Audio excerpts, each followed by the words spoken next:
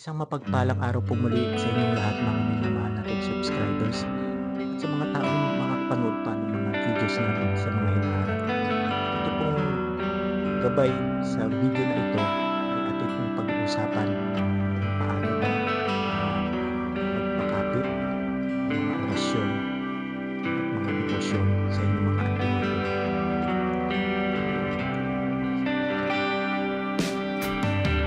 Kapag po kayo nag-spiritual, bago po ang lahat, para po ito sa mga baguhan, pag tumahak po kayo sa spiritual ay dadaan po kayo sa butas na karayom. Expect nyo na po yan sa simula pa lang po. Dadaan po kayo sa butas na karayom. Hindi po basta-basta mag-spiritual. Okay?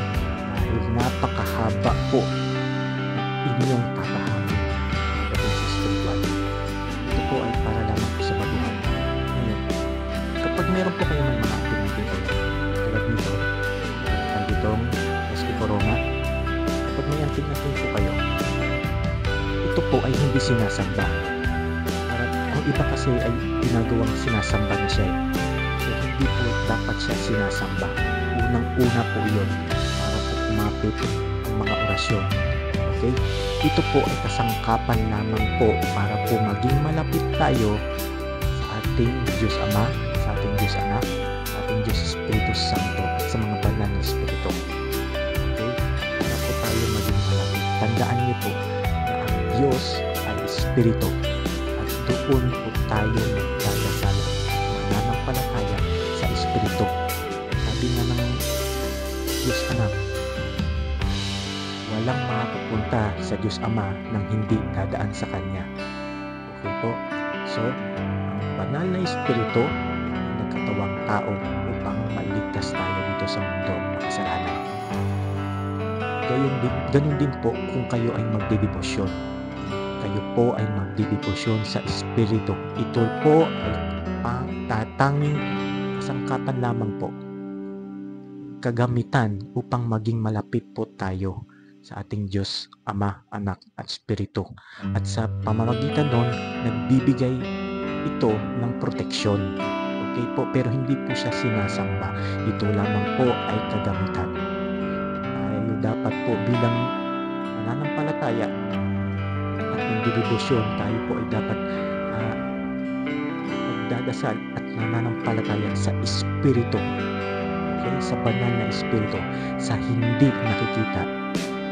Ito po ay para sa baguhan. Bago po kayo tumahak sa spiritual, dapat po inyo pong isipin na ito po, mga anting-anting na ito ay kagamitang spiritual lamang po upang maging malapit po tayo sa ating Diyos Ama, Anak at Espiritu Santo. At dapat po manampalataya tayo sa banal na Espiritu. Espiritu po kasi ang Panginoon, ang ating Diyos ay Espiritu. So dapat doon po tayo mananampalataya sa hindi nakikita. Po, nananampalataya tayo, nananalig tayo, nagdadasal tayo sa hindi nakikita. Ngayon, sa mga baguhan, bago po kayo tumahak sa pagdedebosyon, pagpapakain ng inyong mga anting-anting, ay una po sa lahat, magdedebosyon po muna kayo. Meron po tayong debosyon dyan ng 60 days, kaparaanan sa pagdedebosyon. Yahin nyo na lamang po. Panoorin niyo po kung paano ang paraan ng pagdedebosyon, tamang pagdedebosyon po. Okay? Kapag pagdebosyon na po kayo, saka po kayo magpapakain. Okay? Hindi po yung bibili muna kayo ng anting-anting o gagawa kayo ng mga anting-anting, saka po kayo magdedebosyon. Mali po yun. Unang-una po sa lahat, magdedebosyon po muna kayo. Tapusin niyo po yung 60 days na debosyon. After po nun, na natapos yung 60 days na yun, susubukan nyo po o susubukin nyo naman po ninyo kung natatawag na ninyo yung mga poder bala o yung sinasabing source of power. Tandaan nyo po, ang poder bala ay pangalan ng Diyos Ama, Diyos Anak, Diyos Espiritu Santo at mga pangalan ng mga banal na Espiritu. Dahil sila po ang may kapangyarihan. Wala po tayong kapangyarihan, sila po ang magbibigay ng channel sa inyo o yung sinasabing nilang aura o yung chakra para po ma-charge yung inyong pondo. Doon po kayo kukuha ng kapangyarihan para pang-charge ng inyong pondo. Ihalin tulad po natin ating usapin sa cellphone at power bank. Sa tingin niyo po ba, kapag lowbat yung power bank, hindi naka-charge yung power bank, at may nais kayong i-charge na cellphone, sa tingin niyo po ba mag-charge yung cellphone? Di ba po hindi? Dapat po muna ma-charge yung power bank bago po kayo mag-charge ng cellphone. Ganun din po sa anting-anting. Ituturing niyo po ito na cellphone. At yung katawan po ninyo bilang templo ng Panginoon, dapat po yan spiritually charge. Importante po munang mag-charge po kayo ng inyong sarili sa pamamagitan ng pagdedebosyon. Okay? Kapag na-charge na po yun, inyong pondo, yung pondo ninyo po, yun yung kumakatuan bilang power bank. Saka po kayo mag-charge ng inyong cellphone o yung anting-anting. Hindi po bibili muna kayo, gagawa muna kayo ng mga talandro saka kayo mag-devotion. Mali po yun. Hindi nyo po mapapakain ng tama. Okay po? Ngayon, sabihin na natin natapos na ninyo yung 60 days na pagdedebosyon. Hindi porke natapos nyo na yan, dediretso na po kayo kaagad sa pagpapakain. Okay po?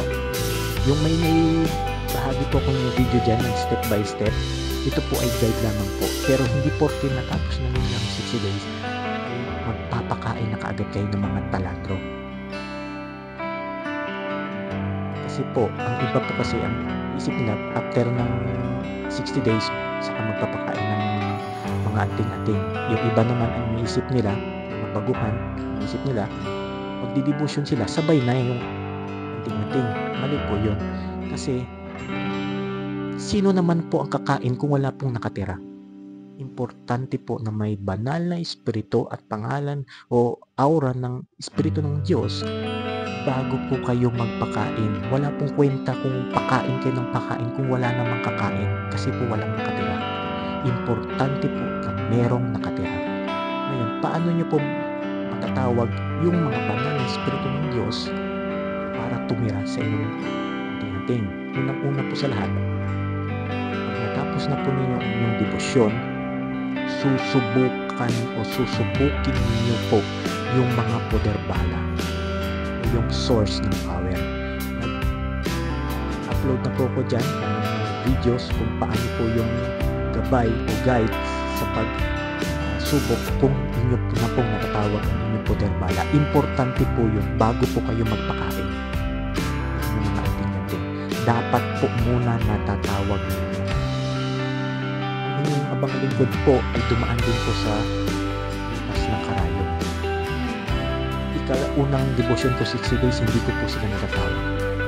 Pangalawang devotion ko po ng 6 days, hindi ko pa rin po sila natatawag. Natatawag ko lamang po sila sa ikatlo ko lamang po ng pagdedebosyon. Okay? So, yung panahon na ginugol ko ng unang devotion, pangalawang devotion ay useless po yun. Kasi hindi ko po sila natatawag. Kung saan niyo po 60 days na inyo silang natatawag, yun po ang tinatawag na ikaunang antas. So dito pa lamang po ako nagkaroon ng unang antas. Itong dalawa po ito, useless po ito. Kasi po yung pagdedebosyon ko ng 6 days at ikalawang 60 days, hindi ko po sila natatawag. Kaya po ito po ay sinishare ko ang video na ito upang hindi po masayang ang inyong pagod at oras sa pag-aaral ng spiritual. Pero lagi pong tatandaan, ang pag-aaral ng spiritual po ay dadaan ka sa butas ng karayom. Ngayon, sabihin na natin natapos mo na yung 60 days.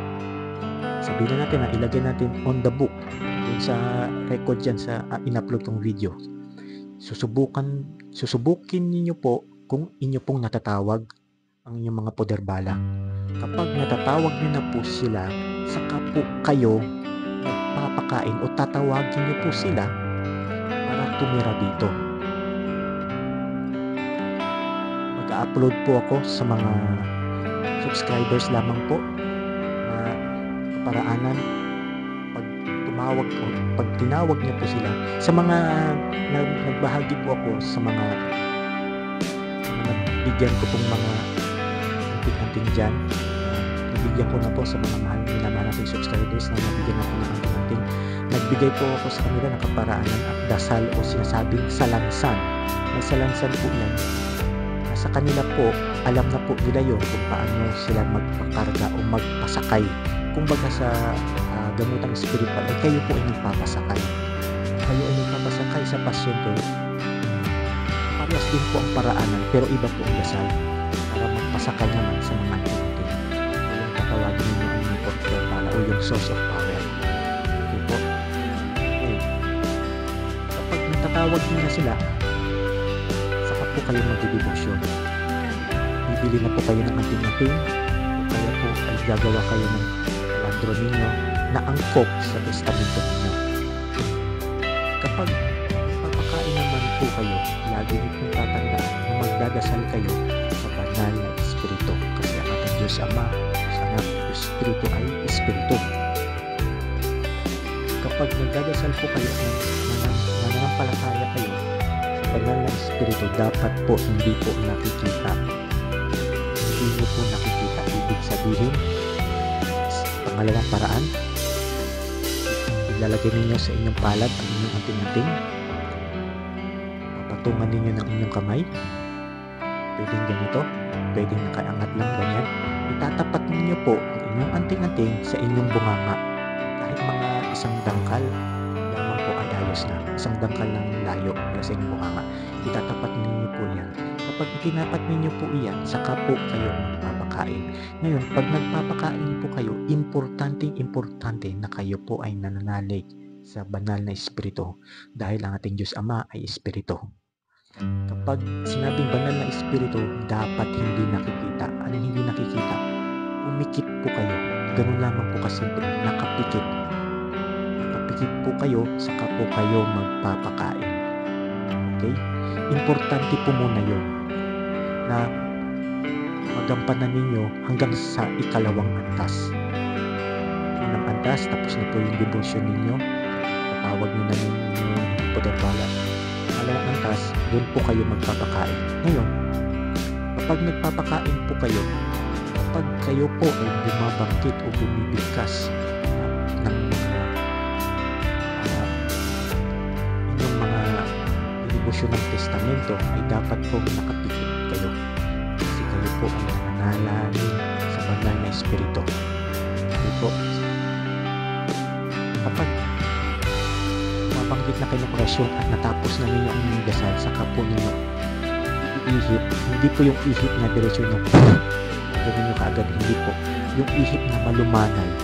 Sa pag-ihip ninyo, iisipin ninyo po na mayroong kuryenteng dumadaan o liwanag na dumadaan mula sa kataas-taasang harian ng ating Diyos Ama papunta sa inyong ulo, papunta sa inyong kamay, sa inyong palad, at papunta naman sa inyong anting-anting. Isipin ninyo po yun. Kapag binugahan nyo na yung inyong anting-anting, saka naman po ninyo ibubuka yung inyong mata. Ibilat naman niyo po ang inyong mata, saka po kayo iihip sa inyong anting-anting. Okay? Ito po ay sa pag nagampanan ninyo ikalawang antas. Ngayon, meron pong dalawang klaseng pagpapakain. Nag-upload po ako dyan. Meron po tayong tinatawag na yung sa audio, yung tinatawag na audio wave ng pagpapakain, at meron naman tayo tinatawag na ikalawa, yung telekinetic. Yung telekinetic naman po, nagagamit naman po yun ng mga ika-4 at ika-5 antas na. Okay? Huwag po muna kayong gumamit ng telekinetic, yung tititigan nyo lamang po yung wala po kayong babanggitin, tititigan nyo lamang po yung inyong anting-anting at saka po kayong magpapakain. Nagagawa lamang po yun ng mga ika-4 na antas at ika-5 antas na po yun. Matataas na po yun sila. Kapag may gumagawa po ng ganun, mataas na po yung antas nun. Okay? So, dahil sa beginner po kayo, baguhan po kayo, dito po muna kayo. Nakapikit ang mata habang bumabanggit ng orasyon o inyong dasal na devotion habang habang ginagawa niyo po na nakapigit ang inyong mata.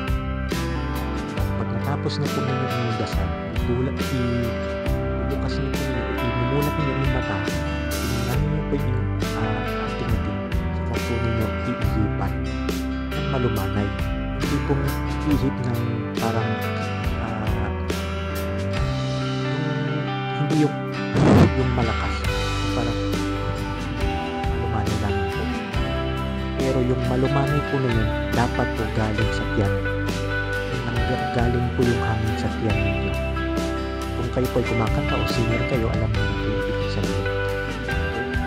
Galing po sa tiyan. Ganun po mag-ihipan niyo po yan.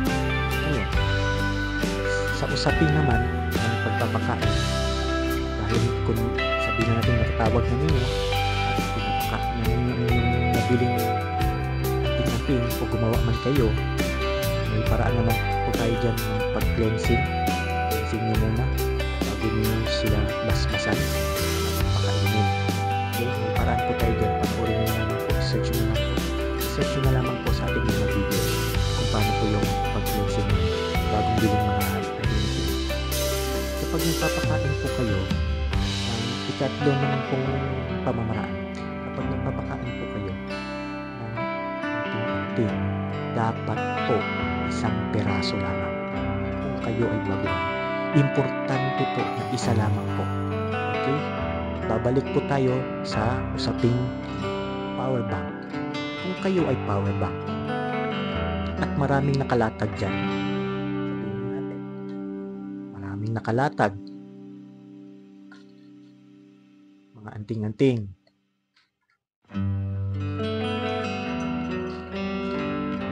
mga medalyon. Kapag maraming nakalatag dyan, same din po kung kayo ay power bank, magcha-charge kayo ng multiple na cellphone o maramihang cellphone. Sa tingin niyo po ba, magcha-charge niyo po ba yan ng lahat? Ang ginagawa po kasi ng iba ganito, mga baguhan, hindi nila alam. Yung gumagawa po ng ganito, yung magpapakain po ng marami anting-anting naman, yun po ay mga matataas na level na po yun. Huwag po nyo pong gayahin yun. Okay? Hindi po kayo magtatagumpay. Iwala po kayo sa akin. Importante po, kung magpapakain man kayo, ay isa lamang po. Okay? Para po pasok at talagang ma-full o ma-charge siya. Kasi po, yung iba, ginagawa ng iba, hindi nila alam sa mga baguhan. Kuha sila ng kuha. Kulit sila ng kulit. Bili sila ng bigyan anting-anting. Sa kanila, pakakainin ba nila. Tapos, napakain na nila, sa kanila ite-testing. Sino ang pumasa doon sa testingan, yun yung alaga nila, which is mali. Mali po yun. Ang importante po sa lahat, dapat po, hindi po kayo papakain ng maraming anting-anting. Dapat po isang peraso lamang. Yun po ang aalagaan ninyo hanggang ikatlong antas. Mula doon sa antas na natatawag na ninyo ng poderbala. Mula sa antas na natatawag na ninyo ng poderbala, aalagaan po ninyo yun hanggang ikatlong antas. Yung inyong anting-anting, di isa lamang. Dapat po isa. Subok ko na po ito. Isa po muna. Magsimula po kayo sa isa. Huwag po muna kayong kumuha ng maraming mga anting-anting dyan kung ano yung pinagdadasal ninyo. Isang testamento, isang anting-anting. Mag-focus po muna kayo doon.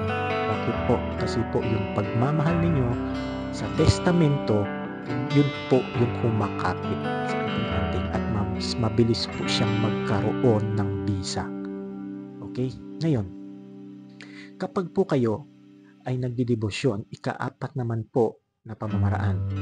Kapag po kayo, pag natapos na po ninyo ang inyong debosyon ng 60 days, o nag-start po kayong magdebosyon ng 60 days sa inyong testamento, huwag po kayong magpapakain ng kasa. Kasi sabi nilang kasado yung mga kabalbala, kabal sa patalim, lihis bala, huwag po muna kayong doon. Okay? Ituturo ko po ang paraan pagdating doon, pero ito po ay sa mismong debosyon lamang po. Importante po muna ang debosyon. Okay? Kasi po, kapag sinabayan niyo po yan ng mga depensa o yung mga kabal sa balang, kabal sa patalim, kayo po ay nagdidiskarga o nagdi-discharge po kayo ng inyong pondo. So hindi po kayo, yung power bank po ninyo, hindi niyo po ma-charge yun. Kasi po, after niyo pong mag-devotion, kadagasan ng unang devotion, dibawa 60 days yan sa unang araw pa lang, tapos sasamahan nyo na ng kasado. Ano po yun? Yung dinibusyon mo ng unang araw, wala na, lalabas mo. Matapon na yun. Kung po, kumbaga, ginawa mo na siyang gamitan para sa depensa. Okay? So, mali po yun na babanggit po muna kayo ng kasado sa unang antas pa lamang po. Mayroon po tayong in-upload na video dyan, pamamaraan nandoon po. Natapos nyo na po yung 60 days ng unang antas, saka po babanggit kayo ng kasado. Okay? Ng ikalawang antas. Ngayon, tatanungin nyo po kung sino po yung nagbigay ng orasyon ng kasado. Kasi may mga kasado po yung mga kasa na pangmataas na level. Kaya may sinasabi, mayroong medium level, mayroong high level. Importante nyo pong nalaman muna yun bago po kayo magpapakain. Kasi po, kung babanggit po kayo ng mataas na orasyon, mauubos po yung inyong pinagsikapan dito. Okay? Mauubos po yan. Kaya, kung sa akin lamang po, sa experience ko, dahil sa napagdaanan ko, bumanggit na po ako ng kasa dito sa ika-4. Nag-devotion muna ako ng testamento 60 days. Pagkatapos nung nagpahinga ako ng isang buwan, another 60 days po. Pagkatapos nung nagpahinga ako ng mga 3 months yata yun. And then, another 60 days na devotion. Wala po akong binabanggit ng mga kasado o yung mga orasyon ng mga lihisbala, orasyon ng kabalbala. Dahil hindi po yun gagana. Importante po muna na ma-full charge niyo ang inyong katawan o ang inyong power bank. Okay po. Nung nagpapaka dito, devotion na ako dito, wala pa po ako nito, mga anting-anting. Okay? So nagpapasalamat po ako sa aking guro dyan. Nanonood ka man, shout out sa'yo. Wala po hindi po ako nagbumili o gumawa ng anting-anting. Bakit po? Kasi pinulido ko po devotion una, devotion sa pangalawang antas, devotion sa pangatlong antas. Saka po ako gumamit ng kasa. Saka po ako bumili ng anting-anting at nagpakain. So, nagpakain ako sa aking anting-anting, pero ang aking antas ay ikatlo na po. Okay? Tuloy-tuloy na po yun. Papakain ko. Mula sa ikatlo, ika-4, ika-5, 6, 7. Tuloy-tuloy na po pagpapakain. Gamitan ng spiritual. Doon ko po nasubok na mas kapit na kapit po kaysa dito sa unang antas. Unang antas, ikalawang antas, guide lamang po. Yan na akong ibinahagi. Kasi hindi po pare-parehas ang level ng tao. Meron pong mga tao na virtudes o yung tipong 49 days pa lang nagdidebosyon, nakakapagpagana na. Okay? Pero ang inyong abang lingkod ay hindi po ganun. Okay? Dumaan po tayo ng una, 60 days. Sumubok tayo. Hindi. Failed po tayo. Hindi po natin sila natatawag. Sumubok po na naman ulit tayo, 60 days. Sinubukan natin sila. Failed pa rin po tayo. Hindi pa rin po natin siya natatawag. Bumubos po tayo dito ng 1 taon mahigit eh. Kasama na po yung pag-testing. Kasi po sa pag-aaral ng spiritual, kayo po ay dadaan sa butas ng karangal. Hindi po basta-basta. Okay po. Natatawag ko lamang po sila, mga banal na spirito na nakapasok sa testamento na aking dinibusyonan, sa ikatlo. Doon pa lamang po ako. Okay? Ngayon, ilagay natin itong ikatlo. Kasi dito po sila natatawag sa unang antas. Ililipat natin siya dito. Unang antas, dahil Dahil dito ko sila natawag eh. Yung dalawang 60 days na pinampanan ko, wala. Busy ko sila, parang ano lang yun. Hindi naman sayang yung oras at panahon. Pero talagang hindi sila kumapit sa akin. Hindi ko sila natawag. So nung natawag ko sila, sa ikatlo na yun, doon ko pa lang sila natawag. So yun yung ikaunang antas ko. Saka po ako yung lingkod ng debosyon na ikalawa at ikatlo naman po. Okay? 60, 60, 60. 60 days, 60 days, 60 days. After po ng ika-60 days, ng ikatlong antas, saka po ako bumili ng mga anting-anting at saka po ako nagpakain. Okay po? Hindi po basta-basta mag-aral ng spiritual. So yun lamang po ang paraanan sa mga bago, kaparaanan sa mga bagong tumapahag ng spiritual. Huwag po kayong bili ng mga anting-anting.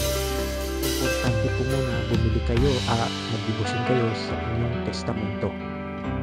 After nyo pong devotion ng testamento, subukan nyo po kung natatawag ninyo sila. Kapag fail po kayo, hindi nyo po sila natatawag, huwag po kayong sumuko.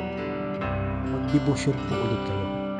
Sumubok po ulit kayo. Kapag hindi naman po kayo, hindi po kayo tagumpay, ganun po talaga, sinusubok po tayo ng ating Diyos Ama. Okay? Sinusubukan po tayo. Si Jesus nga, ang daming pagsubok tayo pa kaya? Devotion lang. Okay? Tuloy-tuloy po kayo hanggang sa matawagnan po ninyo. Importante po iyon na may natatawag kayong banal na espiritu. Kasi po kung wala po kayong natatawag, wala pong titira sa anting-anting. Kapag walang nakatira sa anting-anting, useless po ang pakain ninyo.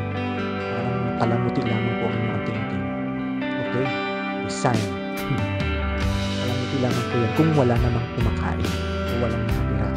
Importante po na merong nakatira. Kasi po, kapag may nakatira na dyan, yan po ang kikilos sa mga nais ninyong gawin o protekta sa inyo. Yun po ang sinasabing gabay. Okay? Yung banal na espiritu na inyong tinawag, yun yung magiging gabay. Yun yung titira kakapit sa inyong anting-anting. Dapat po, isa lamang po. Focus po muna kayo sa isa. Okay? Pag nag-focus po kayo sa isa, pakainin niyo po yung inyong anting-anting. Magkaiba po ang inyong antas, ang inyong antas ninyo, ang antas ng anting-anting. Hindi porke naka-ikatlong level ka na, magpakain ka ng anting-anting at natapos mo yung 60 days ng pagpapakain ng walang patlang, ay ikatlong level na rin po ang anting-anting ninyo. Mali po yun. Yung level din po ng anting-anting ninyo ay unang level yun. Kahit na po sa ikatlong antas na po kayo, unang level po yun. So, pakakainin nyo po yun para tumaas yung kakayanan ng inyong anting-anting. Pakakainin nyo po yung anting-anting hanggang umabot po kayo kung ano nais ninyo, ika-5 level ba yan o hanggang ika-7. So, yun lamang po ang aking pamamaraan para sa mga baguhan. Okay po, hanggang sa muli. Ito po ang inyong lingkod, si Play Mystery, at magkita-kita po tayo sa susunod na video. Maraming salamat po.